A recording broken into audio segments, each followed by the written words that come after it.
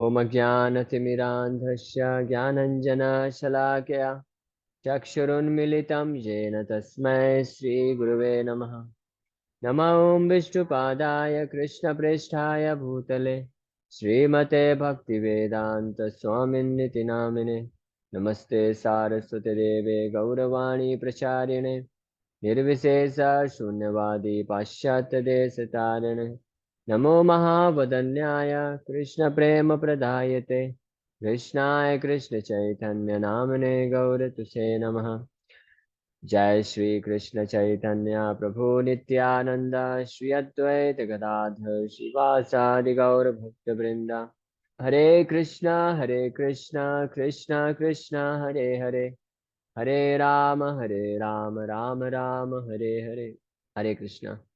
तो आप सभी भक्तों का हार्दिक स्वागत है आज के हमारे श्रीमद् भगवद गीता के डिस्कशन में। तो जैसा कि आप सभी भक्तों को याद होगा कि कल हमने बड़े विस्तार से चर्चा किया था भगवत गीता के पहले अध्याय जिसका नाम है observing the armies on the battle field of Kurukshetra. इसके इस अध्याय के दो भाग हैं जैसा कि मैं बता रहा था। श्लोक संख्या 20 तक पहला भाग है जहाँ पे युद्ध दोनों तरफ के सेनाओं के मध्य उपस्थित लोगों का ऑब्जर्वेशन किया जाता है। फिर उसके बाद श्लोक संख्या 21 से लेकर के 46 तक दूसरा भाग चालू होता है जिसको हम बोल सकते हैं अर्जुन का विषाद योग। अर्जुन यहाँ पे अब विषाद करेंगे, शोक करेंगे। लेकिन उसके पहले हम लोग समझने का प्रयास करेंगे कि अर्जुन हालांकि अभी इस जब युद्ध करने के लिए आए थे तब ऐसी अवस्था में नहीं थे। तब वो ये सोच के नहीं आए थे कि युद्ध नहीं करना। अगर ऐसा होता तो युद्ध करने ही क्यों आते। अपने घर पे ही बैठ के कृष्ण को बोल देते कि गांडीवम हरस्तते समश्रा त्वक्चैवा परिदह्यते, कि हे कृष्ण मेरा से धनुष उठाया ही नहीं जा रहा है। मेरा तो जो त्वचा है पूरा गर्म हो रहा है, पसीना छूट रहा है, पूरा शरीर कांप रहा है, मैं तो युद्ध के लिए जा भी नहीं सकता हूँ। ऐसा पहले ही बोल देते अर्जुन, लेकिन अर्जुन ऐसा नहीं बोले। बल्कि यहाँ पे 20 नंबर श्लोक में हमने देखा था जो कपित ध्वजा हमने इस पे चर्चा किया था। यहाँ पे बता रहे हैं प्रवृत्ते शस्त्र संपाते, पूरा हथियारों से शास्त्रों से सुसज्जित अर्जुन धनुरुद्यम्य पांडवा, धनुष को उठाए हुए हैं हाथ में। और ऋषिकेशम इदम वाक्यम, ऋषिकेशम तदा वाक्यम इदम आह महीपते। इस प्रकार से भगवान ऋषिकेश को संबोधित कर रहे हैं। तो अब आगे क्या बोलने वाले हैं अर्जुन, यहाँ से टर्निंग पॉइंट चालू हो रहा है। अर्जुन उवाच सेनयोरुभयोर्मध्ये रथम स्थापयामि अच्युता यावदेतान् निरीक्ष्याहं योद्धुकामान् अवस्थितान् कैर्मया सह योद्धव्यम् अस्मिन् रणसमुद्यमे। अर्जुन बोल रिक्वेस्ट कर रहे हैं भगवान कृष्ण को कि सेनयोर उभयोर मध्य, दोनों सेनाओं के मध्य में रथम स्थापयामि अच्युता, मेरे रथ को स्थापित करिए हे अच्युत। यानी क्यों क्यों ऐसा करवाना चाह रहे हैं। क्या उनको युद्ध नहीं करना है इस भावना से? नहीं, अगर ये भावना होती तो रथ को दोनों सेनाओं के मध्य में रखने की बजाय अर्जुन बोलते कि हे कृष्ण, जो मेरा रथ है वो दोनों सेनाओं से दूर लेके चले जाइए। अब मैं युद्ध नहीं करने वाला हूँ, मेरा मन विचलित हो गया है। युद्ध की कृपा करके आप युद्ध क्षेत्र से बाहर आइए, मैं आपसे कुछ बात करना चाहता हूँ। फिर यहीं से हम लोग यू टर्न लेके अपने अपने घर पे चले जाएंगे, ऐसा बोलते हैं। लेकिन अर्जुन बोल रहे हैं कि दोनों सेनाओं के मध्य में ले चलिए। मैं क्या करना चाहता हूँ, यावदेता निरीक्ष्य हम योद्धुकामान अवस्थितान, मैं उन सब का निरीक्षण करना चाहता हूँ। यानी ये जानना चाहता हूँ कि उनमें कितना शक्ति है, क्या सैन्य बल है। जो लोग योद्धुकामान अवस्थितान, युद्ध की इच्छा करने के लिए यहाँ पे अवस्थित हुए हैं, यहाँ पे प्रकट हुए हैं, उन सब को मैं जानना चाहता हूँ। तो दो चीज अर्जुन जानना चाहते हैं। एक तो निरीक्षण के द्वारा जानना चाहते हैं कि जिन जिन लोगों से मुझे युद्ध करना है तो वो लोग कितने शक्तिशाली हैं, कौन कौन महारथी लोग हैं, ताकि उस हिसाब से स्ट्रेटेजी करके प्लानिंग बना के युद्ध कर सके। और दूसरा चीज अर्जुन जो बोल रहे हैं, कैर्मया यह योद्धव्यम अस्मिन् रण समुद्य में। कैर्मया मतलब किनके साथ, किन किन लोगों के साथ, यानी कैसे कैसे विचारधारा वाले लोग हैं यहाँ पे उपस्थित हुए हैं। उनका असलियत मुझे पता चलेगा आज कि जीवन भर वो मेरे साथ उनका संबंध था, मेरे मित्र थे। मैं उनसे गाइडेंस लेता था या किसी को मैं गाइडेंस देता था।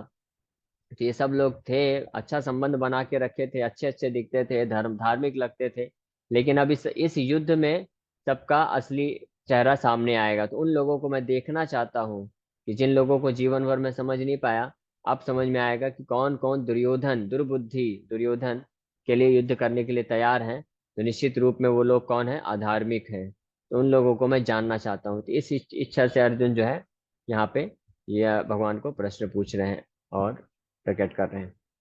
तो हमने ये श्लोक थोड़ा सा चर्चा किया था कल, और आज हम लोग और डिटेल में थोड़ा चर्चा करेंगे। तात्पर्य में पहले हम लोग पढ़ेंगे, उसके बाद यहाँ पे एक बहुत ही विशेष जो नाम है भगवान कृष्ण का संबोधित किया जा रहा है। क्या नाम है? अच्युत। तो ये अच्युत शब्द के तीन अर्थ हैं, यहाँ से तीन अर्थ है या तीन शिक्षाएं हमको प्राप्त होती हैं। उन तीन शिक्षाओं को भी हम लोग आज चर्चा करेंगे। अगर आज समय हो गया तो कल हम इसके ऊपर जरूर चर्चा करेंगे कि बहुत ही महत्वपूर्ण है। और जो भी भक्त आप में से ध्यान पूर्वक श्रवण करेंगे तो आप पाएंगे ये जो श्लोक है यहाँ पे भगवान कृष्ण की जिस प्रकार से उपस्थिति है और अर्जुन जिस प्रकार से भगवान कृष्ण को एड्रेस कर रहे हैं, संबोधित कर रहे हैं, ये हम सब के लिए बहुत ही महत्वपूर्ण है। विशेष रूप से भगवान का जो नाम है अच्युत, ये अच्युत नाम भगवान के हर हर नामों में सर्वश्रेष्ठ नाम बोल सकते हैं हमारे लिए, विशेषकर से जो इस भौतिक संसार में फंसे हुए हैं। क्योंकि ये अच्युत नाम जो है भगवान के भक्त वत्सलता का भी सूचक है। भगवान के दीन बंधु, करुणा सिंधु, दया के सागर, इन सब को सूचित करता है। यह अच्युत नाम इतना पावरफुल है। तो हम लोग इसको चर्चा करेंगे। पहले तात्पर्य पढ़ते हैं। Although Lord Krishna is the supreme personality of Godhead, out of his causeless mercy he was engaged in the service of his friend. He never fails in his affection for his devotees, and thus he is addressed herein as infallible. तो एक शब्द का मतलब यहाँ पे आया है कि he never fails in his affection for his devotees, यानी भक्त वत्सल। भगवान इतने भक्त वत्सल हैं कि कभी भी वो अपने प्रॉमिस, अपने दिए हुए वचन से नहीं मुकरते हैं, चाहे कैसी भी स्थिति क्यों ना हो जाए। अपने भक्त को प्रेम करने के कारण भगवान हमेशा इस प्रकार से उनको मदद करते हैं। इसलिए उनको यहाँ पे अच्युत नाम से बोला गया है, इनफॉलिबल, यानी अपनी भक्त वत्सलता, अपने भक्तों पे कृपा करने का जो भगवान का भाव है, उस भाव से भगवान कभी भी विचलित नहीं होते हैं, इसलिए अच्युत नाम है। फिर दूसरा, as charioteer he had to carry out the orders of Arjuna, and since he did not hesitate to do so, he is addressed as infallible. दूसरा कारण, यहाँ पे वही पहले कारण का ही व्याख्या किया जा रहा है कि भगवान वक्त वत्सल है। तो हालांकि भगवान सुप्रीम पर्सनैलिटी ऑफ गॉड है, परम भगवान है, लेकिन फिर भी अर्जुन की आज्ञा का पालन करने के लिए सारथी बन के उनकी आज्ञा का पालन करने में भी उनको थोड़ा सा भी संकोच नहीं आया। इसलिए वो इनफॉलिबल हैं, अच्युत हैं। Although he had accepted the position of a charioteer यानी सारथी for his devotee, his supreme position was not challenged. ये दूसरा कारण है भगवान के नाम अच्युत होने का, कि हालांकि भगवान कृष्ण अपने भक्त की इच्छा की पूर्ति के लिए भक्त को प्रेम के कारण उनकी हर इच्छाओं की, हर आज्ञा का पालन करते हैं, उनके सारथी बन जाते हैं, दास बन जाते हैं, नौकर भी बन जाते हैं, लेकिन उसके बावजूद भी उनका जो सुप्रीम पोजीशन है एज ए भगवान, वो नष्ट नहीं होता है। वो फिर भी भगवान के भगवान ही रहते हैं। जैसे भगवान कृष्ण माता यशोदा को प्रसन्न करने के लिए एक छोटे से बालक के रूप में प्रकट हुए और बालक के जैसे लीला कर रहे हैं। जब आसमान में बादल गरजते थे तो भगवान कृष्ण इतना डर जाते थे और कई बार आंखों में आंसू गिरने लग जाते थे, और माँ की, यशोदा माता की धोती के अंदर अपने आप को छुपा लेते थे।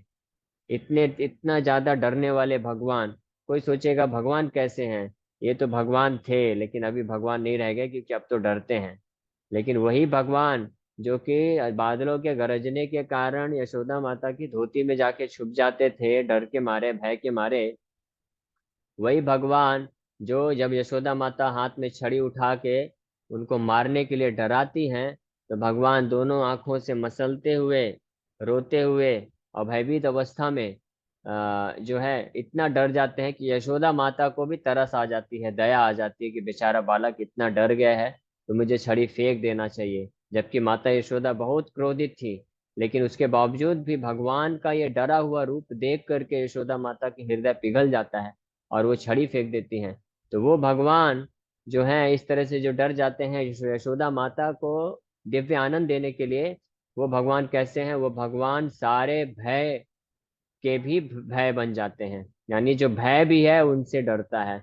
वही भगवान है जिनके भय से सूर्य, चंद्र, वरुण, जिनके भय से यमराज और अन्य अन्य देवी देवता लोग अपने कार्य पे कार्य करते रहते हैं। वही भगवान है जिनके भय से काल जो है अपनी गति को इस तरह से निकाल बढ़ाता रहता है कि संसार का हर व्यक्ति, हर वस्तु, हर परिस्थिति काल के प्रभाव में आके नष्ट हो जाती है। काल से हर कोई भयभीत होता है।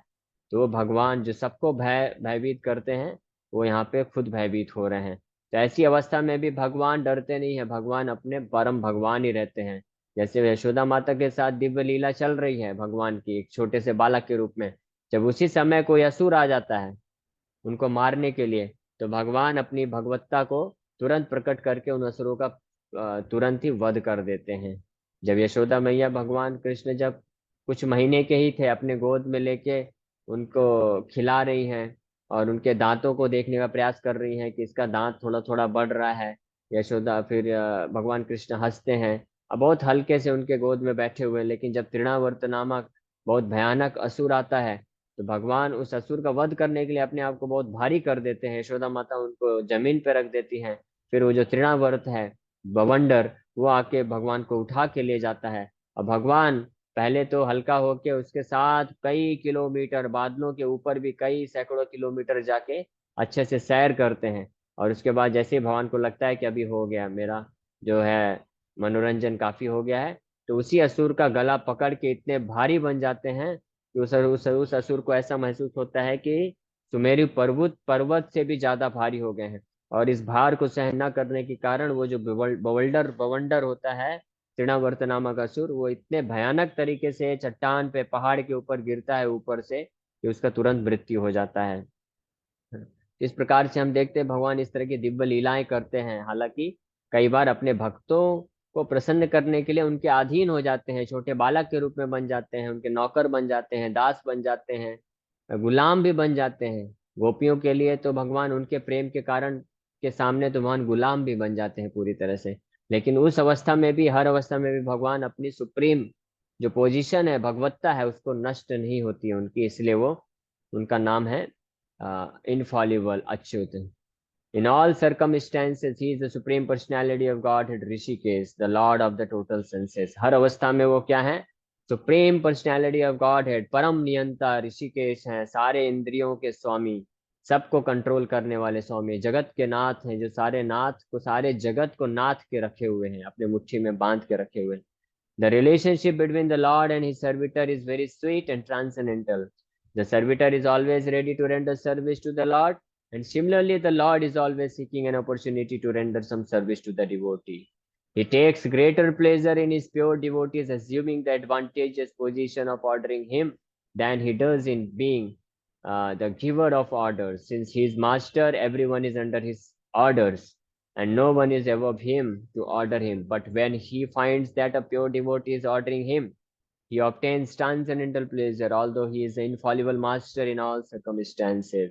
तो वो भगवान भी जो हर तरीके से परम नियंता है, सुप्रीम कंट्रोलर है, हर चीज कंट्रोल करते हैं, लेकिन ऐसे भगवान की वास्तविक जो भगवान का आकर्षक फीचर है, वो ये है कि वो परम नियंता तो है, ये तो आकर्षक है, लेकिन इससे भी ज्यादा भगवान बहुत आकर्षक आकर्षक हैं, क्योंकि भगवान अपने शुद्ध भक्तों के साथ एक बहुत ही मधुर और दिव्य संबंध में रहते हैं। उस संबंध में भगवान अपने आप को परम नियंता के रूप में नहीं जानना चाहते।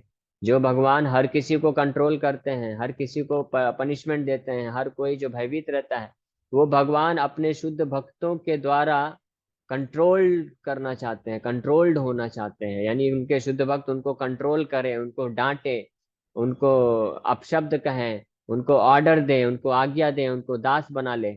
जब इस प्रकार की स्थिति भगवान प्राप्त करते हैं अपने शुद्ध भक्तों के द्वारा, तो वो उनको ज्यादा आनंद देती है जब भगवान खुद सबको कंट्रोल करते हैं। इसीलिए चैतन्य चरितमृत में आता है कि भगवान बोलते हैं कि जो गोपियां हैं वो मान करके मेरा भर्त्सना करती हैं। भर्त्सना करती हैं मतलब गालियां देती हैं, मुझे डांटती हैं, या मेरे से साधारण भाषा में बोले जैसे बच्चे लोग होते हैं, कट्टी कर लेते हैं, यानी अब बात नहीं करेंगे, हम आपसे अब कोई बात नहीं करेंगे। तो उस वो जो भर्त्सना करना है गोपियों का शुद्ध प्रेम के कारण, और भगवान को रिजेक्ट कर देना है, वो भगवान को ज्यादा पसंद होता है, ज्यादा आनंद देता है बजाय कि जब कोई भक्त उनको बड़े प्रेम से श्रृंगार करता है, सेवा करता है और उनका आरती उतारता है, 56 बार भोग लगाता है, वैदिक मंत्रों का उच्चारण करके ब्राह्मण लोग उनको अर्पण करते रहते हैं, इदम न नमो, इदम न ममा, इदम नारायण, इस तरह के मंत्रों के कारण के द्वारा हर तरह की चीज उनको वस्तु अर्पण करते हैं। लेकिन इससे ज्यादा स्वीट, इससे ज्यादा आनंद भगवान को वो शुद्ध भक्तों के गाली से मिलता है। तो ये भगवान की स्थिति है, इसलिए उनका नाम है अच्युत।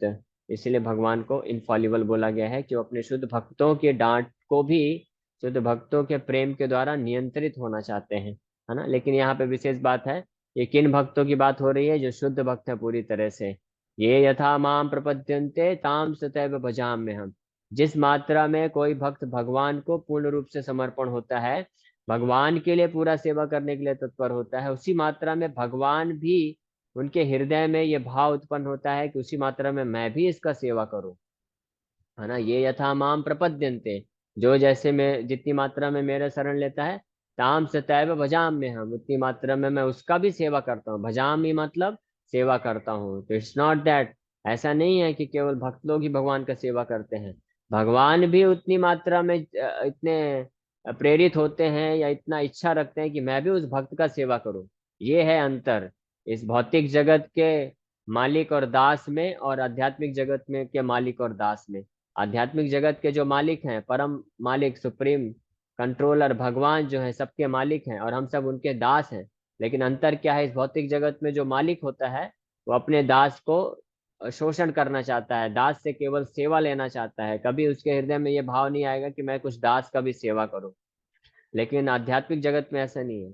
आध्यात्मिक जगत में भगवान जो सबके मालिक हैं, लेकिन वो अपने सेवकों का भी सेवा करने के लिए तत्पर रहते हैं। उनका सेवक जितनी मात्रा में सेवा करता है, भगवान भी उतनी मात्रा में सेवा करना चाहते हैं। और कई बार तो ऐसा होता है, भक्त के सेवा समर्पण का जो भाव है, शुद्ध प्रेम है, जो सेवा की भावना है, उसके सामने भगवान अपने आप को पूरा बेचने के बाद भी अपने आप को ऋणी समझते हैं।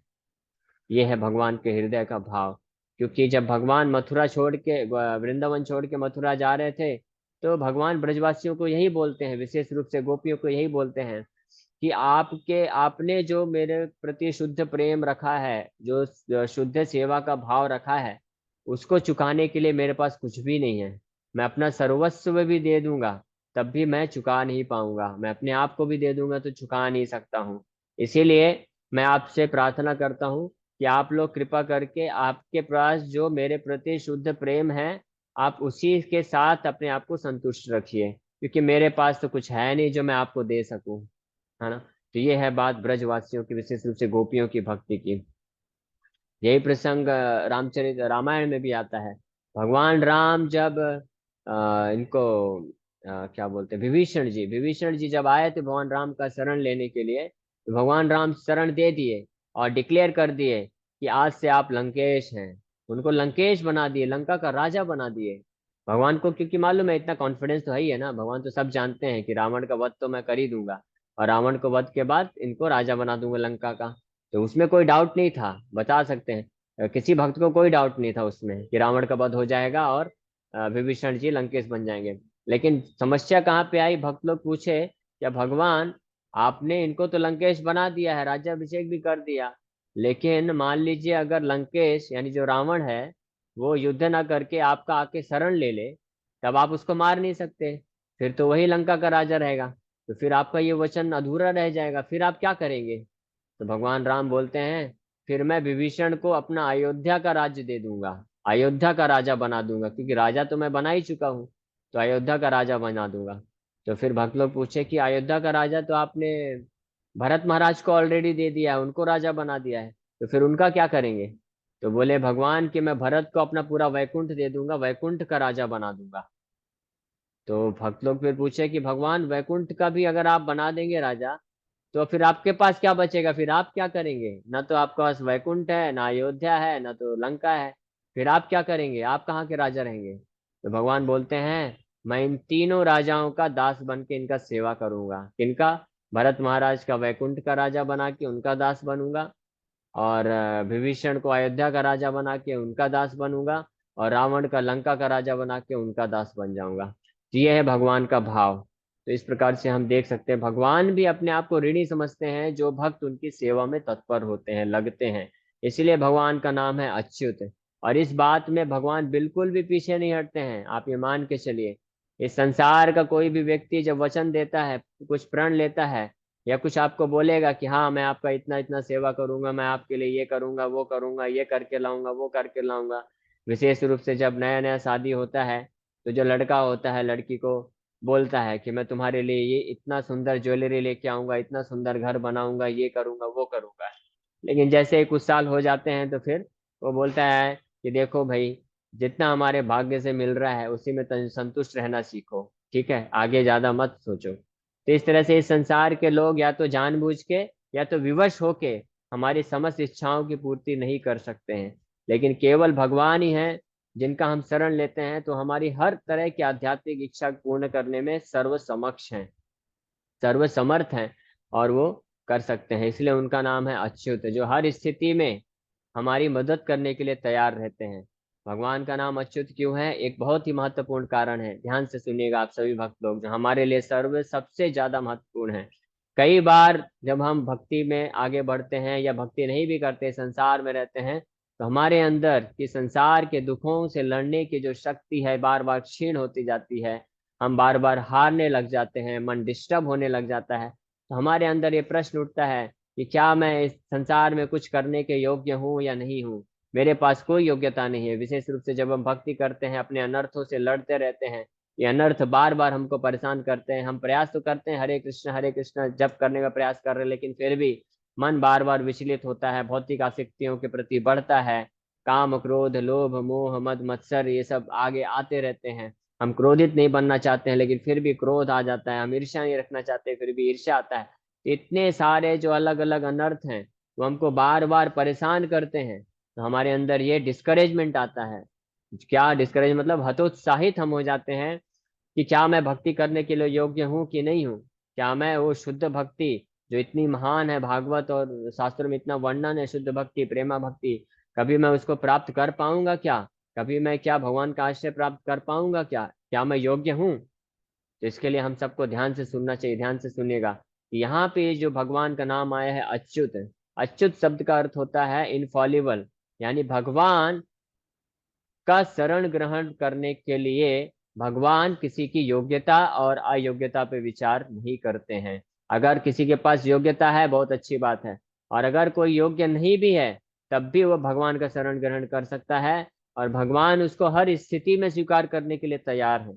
कोई व्यक्ति कैसा भी क्यों ना हो, कैसी भी स्थिति में, गलत परिस्थिति में क्यों ना फंस जाए, अगर वो उस समय भी जाके भगवान को प्रार्थना करे कि भगवान मैं बहुत ही तुच्छ दास हूँ लेकिन हूँ तो आपका ही, तो कृपा करके मुझे स्वीकार कर लिए, भगवान तुरंत उसको स्वीकार कर लेंगे। भगवान एक बार भी नहीं सोचेंगे कि अरे इसने तो इतना बड़ा बड़ा दोष है, इतने कई जन्मों से कितना कितना अपराध किया है, सब भूलने को तैयार हो जाते हैं भगवान। बस अगर कोई ईमानदारी से सिंसियरली भगवान के तरफ मुंह करके भगवान को संबोधित करते हुए उनका आश्रय ले। और सबसे बेस्ट मेथड आश्रय लेने का कि हम भगवान के नाम का जप करें बहुत ही इंटेंसिटी के साथ, हरे कृष्णा कृष्ण कृष्ण हरे हरे, हरे राम राम राम हरे हरे। इस भाव के साथ कि भगवान मैं केवल आपका हूँ, आपका आश्रय मैं चाहता हूँ, आप कृपा करके मुझे आश्रय दीजिए, मैं आपका शरण लेता हूँ। इस बात की गारंटी भगवान खुद करते हैं। रामायण में जो वही सेम चीज, जब विभीषण जी आते हैं भगवान राम का आश्रय लेने के लिए, तो विभीषण बोलते हैं कि भगवान मुझे आश्रय दीजिए, मैं आपका भक्त हूँ।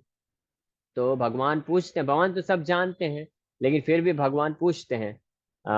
एक आइडियल किंग होने के नाते, जो राजा होते हैं, आइडियल आदर्श नेता होते हैं, वो हमेशा कभी भी डिसीजन का अकेले नहीं लेते हैं, वो अपने सारे मंत्री मिनिस्टर सहयोगी से पूछते हैं। भगवान सब जानते हैं लेकिन फिर भी पूछ रहे हैं कि आप बताइए, सुग्रीव, हनुमान, जामवंत और अलग अलग जितने भी महान लोग वहां पे उपस्थित हैं, योद्धा लोग, सबसे पूछते हैं आप बताओ कि क्या विभीषण को आश्रय देना चाहिए। तो अलग अलग लोगों ने अलग अलग चीजें बताया। कोई बोला कि नहीं नहीं प्रभु, ये विभीषण जो है ये रावण का दूत है, ये यहाँ पे आया है, यहाँ पे ढोंग कर रहा है, हमारे पार्टी में मिलके हमारे जासूस बन के रावण को सब कुछ बता देगा। लेकिन भगवान बोले कि फिर अन्य अन्य कोई बोला, हनुमान जी तक बोले, हनुमान जी बोले कि मैं जब लंका गया था तो भगवान मैंने देखा था कि वहां पे ये आपका भक्ति कर रहे हैं और तुलसी महारानी के सामने आपके नाम का जप भी करते थे, तो निश्चित रूप में मुझे लगता है इनको आश्रय दे देना चाहिए, ये योग्य व्यक्ति हैं। तो कोई ना कोई बोलता था कि ये योग्य है, कोई बोलता था योग्य नहीं है। इस प्रकार से अलग अलग मत निकल रहे थे, भगवान सबका सुन रहे थे। फिर फाइनली भगवान बोले कि आप में से सब लोग गलत हैं, क्योंकि आप में से जिन लोगों ने भी बोला कि इन तो आप में से कुछ लोगों ने बोला कि शरण देना चाहिए, कुछ लोगों ने बोला शरण नहीं देना चाहिए लेकिन आप सब ने ये निर्णय के लिए लेने के लिए आपने विभीषण की योग्यता और अयोग्यता पर विचार किया। आप में से किसी ने भी ये नहीं सोचा कि इनको शरण देने के लिए कौन बैठा है, शरण तो मैं दे रहा हूं ना, तो मेरे बारे में किसी ने नहीं सोचा। यानी कहने का मतलब है जो परम भगवान है, सर्व शरण्य, सबको शरण देने के लिए पूरी तरह से योग्य हैं, और उसमें किसी के सामने वाले की योग्यता और अयोग्यता पर विचार नहीं होता है। पात्र पात्र न देखे यही अवतार। भगवान का शरण लेने के लिए हमारी योग्यता और अयोग्यता पे हम अगर विचार करेंगे तो हम हमेशा कंफ्यूज रहेंगे, और हम हमेशा यही पाएंगे कि हम तो बिल्कुल ही अयोग्य हैं, हम भगवान का भक्त बन ही नहीं सकते हैं, भगवान के भक्त बनने के लिए लायक भी नहीं हैं अगर हम अपने बारे में सोचेंगे। इसलिए हमको दृढ़ता पूर्वक भगवान का आश्रय लेना चाहिए, ये सोच के कि भगवान पूरी तरह से योग्य हैं मुझे आश्रय देने के लिए, और भगवान हमेशा तैयार हैं, तत्पर हैं। अगर मैं उनके आदेशों का पालन करता हूँ, उनके नाम का जप करता हूँ, तो निश्चित रूप से भगवान मुझे हर स्थिति में आश्रय देके मुझे प्रोटेक्शन देंगे, सुरक्षा प्रदान करेंगे। और इस प्रकार से जो भक्त होता है, शुद्ध भक्त होता है, वो भगवान का इस तरह से आश्रय लेने के लिए हमेशा तत्पर होता है। वो ये विचार नहीं करता है कि भगवान आश्रय देंगे कि नहीं देंगे। ठीक है, तो इस श्लोक में हमने आज ये चर्चा किया, और ये आखिरी पैराग्राफ इसको मैं कंप्लीट कर देता हूँ, फिर यहाँ पे ये श्लोक कंप्लीट हो जाएगा। As a pure devotee of the Lord, Arjuna had no desire to fight with his cousins and brothers, but he was forced to come onto the battlefield by the obstinacy of Duryodhana, who was never agreeable to any peaceful negotiation. Therefore, he was very anxious to see who the leading persons present on the battlefield were. Although there was no question of a peacemaking endeavor on the battlefield, he wanted to see them again, and to see such and to see how much they were bent upon demanding an unwanted war. तो इसके बारे में जैसे मैं already बताया कि इस प्रश्न में अर्जुन ये रिक्वेस्ट कर रहे हैं भगवान को कि दोनों सेनाओं के मध्य में मेरा रथ लेके जाइए हे अच्युत भगवान, ताकि मैं निरीक्षण कर सकूं और जान सकूं कि कौन कौन लोग किस किस बुद्धि से आए हैं और जो इस युद्ध में भाग लेना चाहते हैं। ठीक है, इसी के साथ हम लोग आज इसी श्लोक पे विराम करेंगे। हरे कृष्ण। तो आप सभी भक्तों का बहुत बहुत धन्यवाद। हरे कृष्ण।